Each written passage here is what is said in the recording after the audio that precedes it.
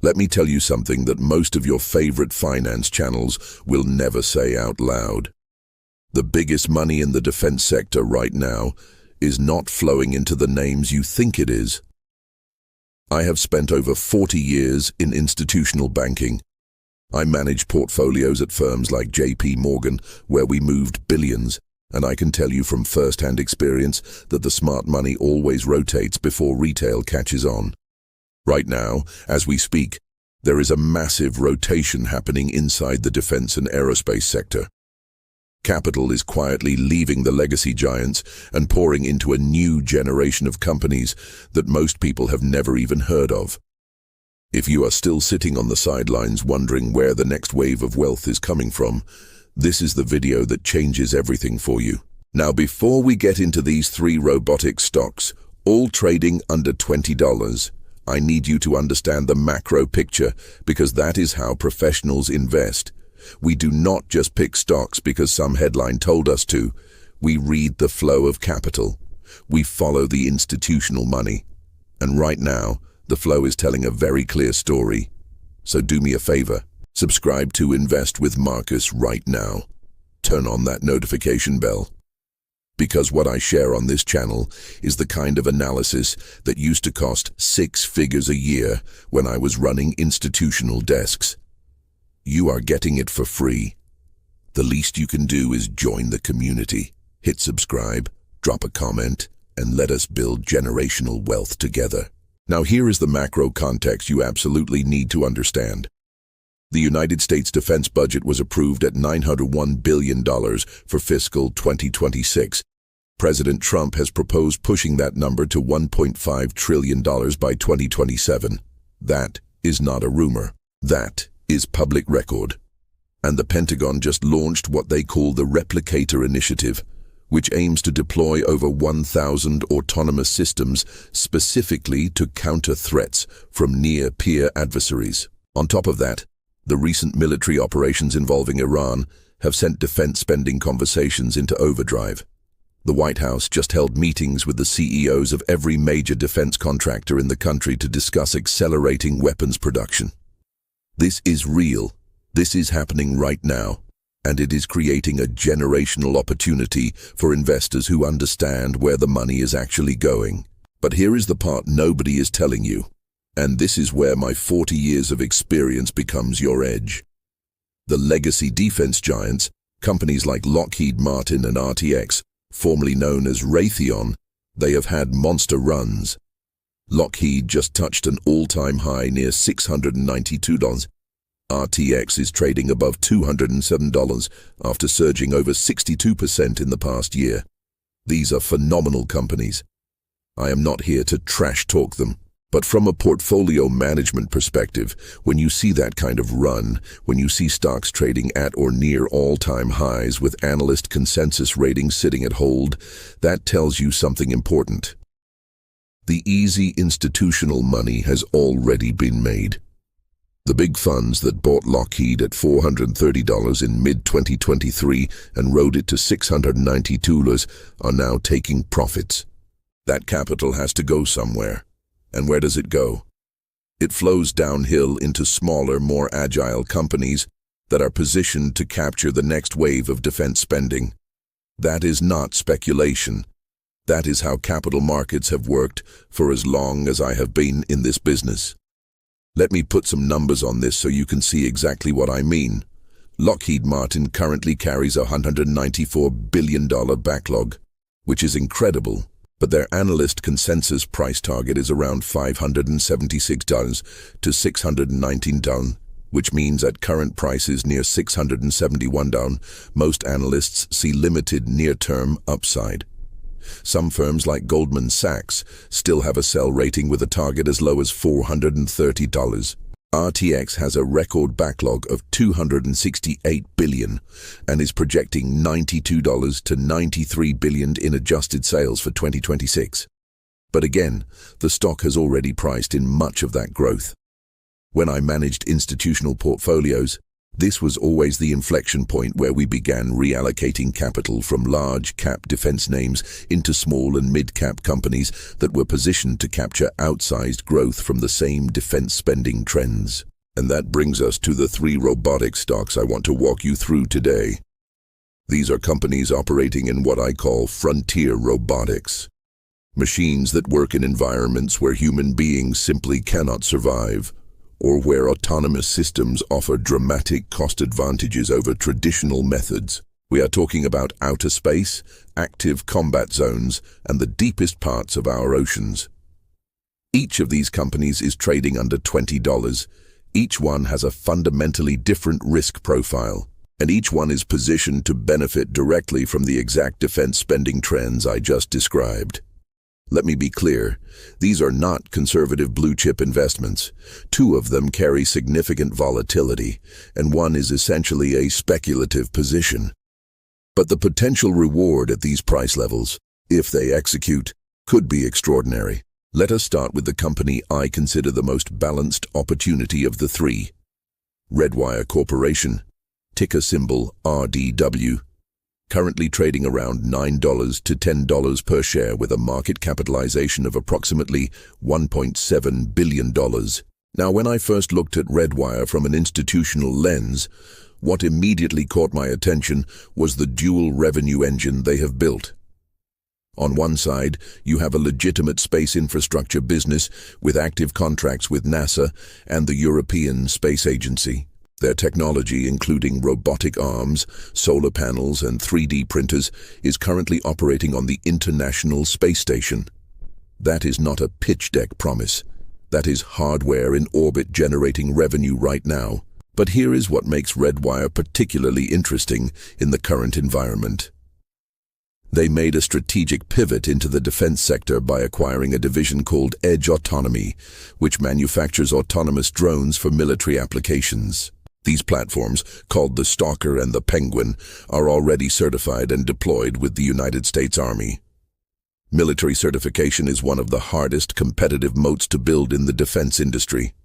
Once you have it, it opens doors to contract after contract.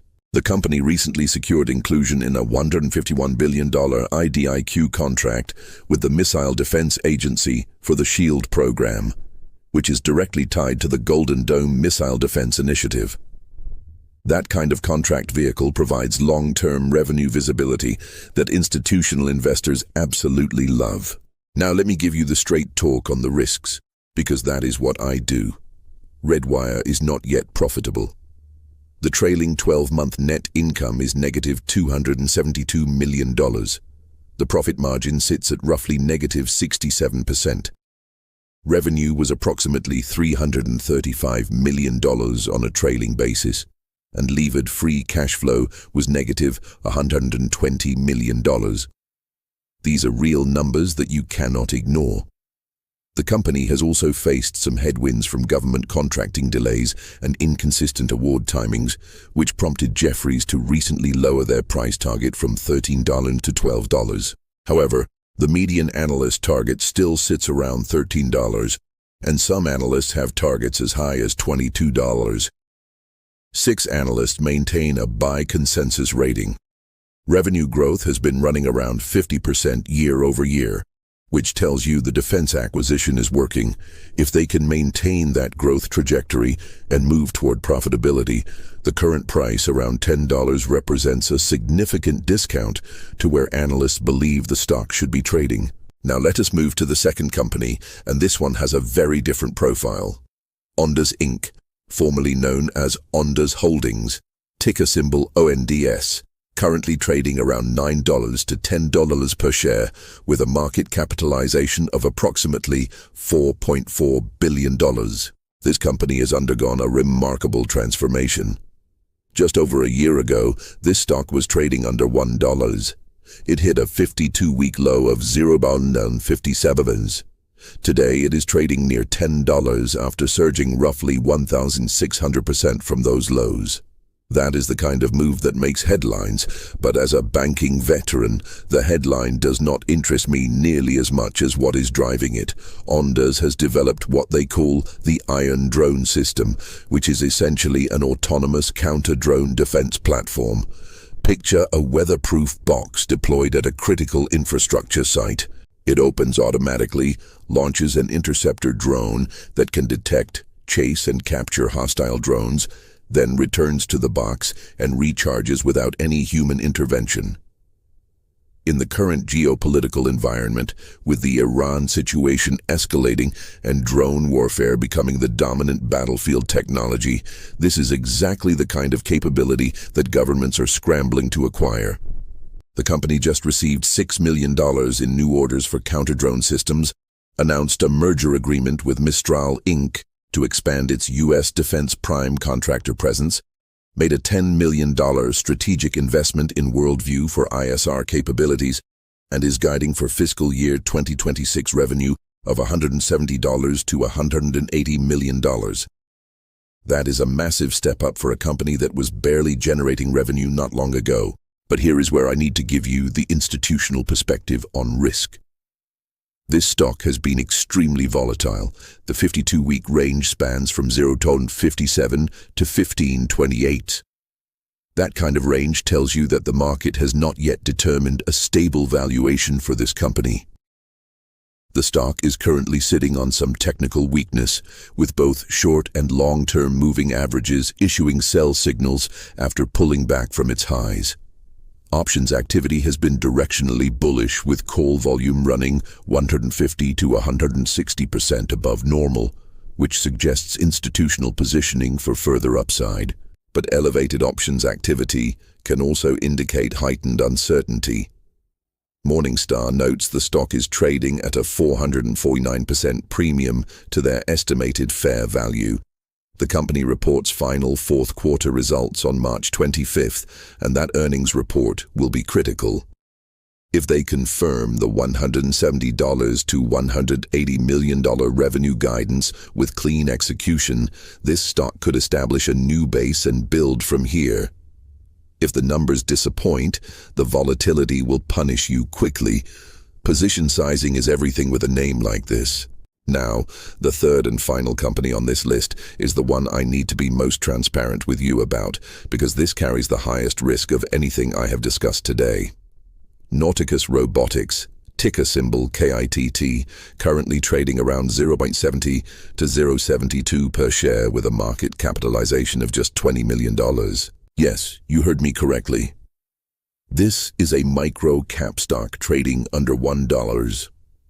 In my 40 years of banking, I have seen exactly two outcomes with companies at this stage. They either find their footing and deliver returns that change lives, or they disappear entirely.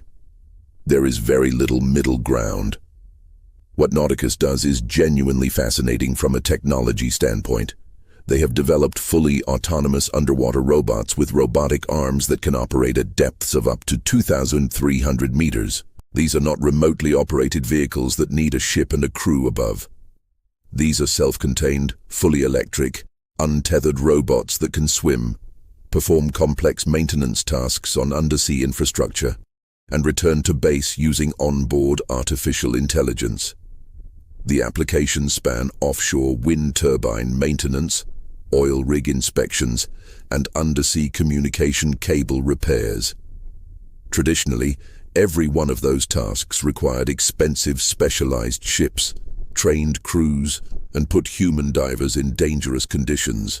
Nauticus is trying to replace entire fleets with autonomous robots that are safer and dramatically cheaper to operate. They recently announced a strategic investment agreement with Master Investment Group for up to $50 million to establish an autonomous robotics manufacturing hub in the UAE, which signals international interest in the technology. But the financial reality is stark. The company has only 47 employees. Revenue has been declining, down over 72% year over year on a trailing basis. Net income was deeply negative.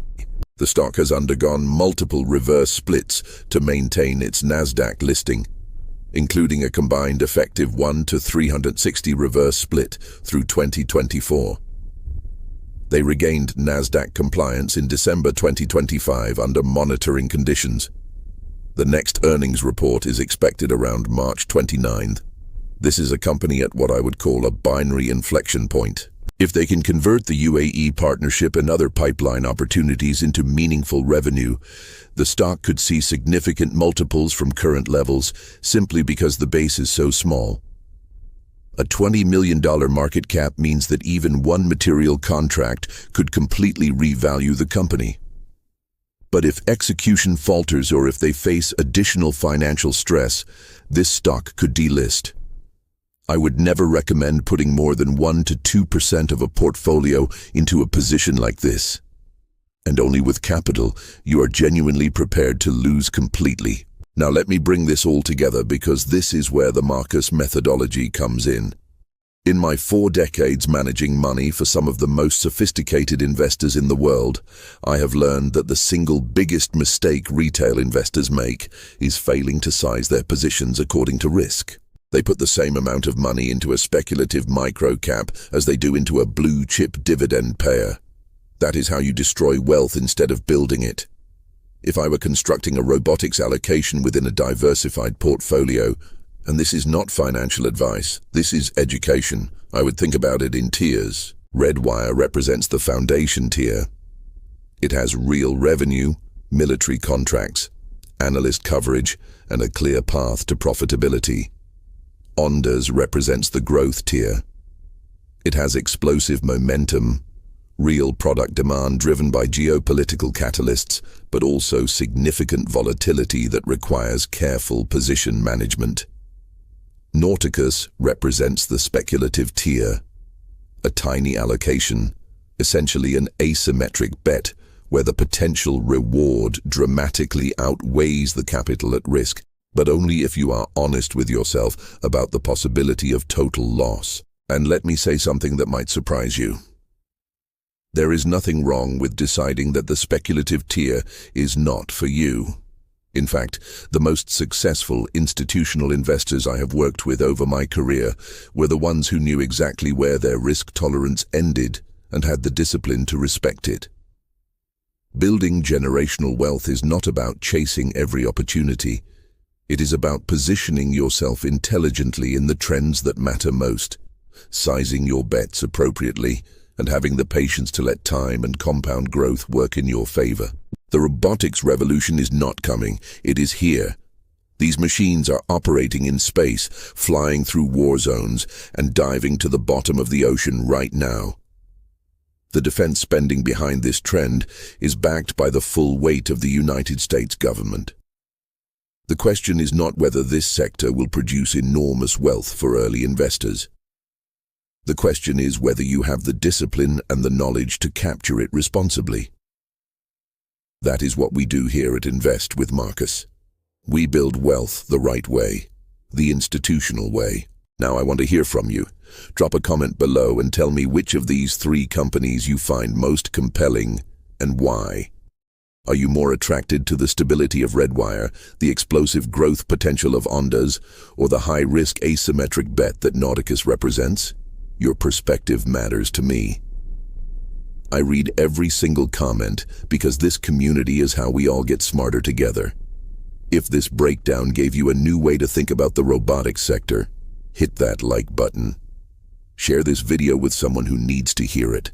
And if you have not subscribed to Invest with Marcus yet, you are missing the kind of analysis that used to be reserved for the boardrooms of the biggest banks on Wall Street.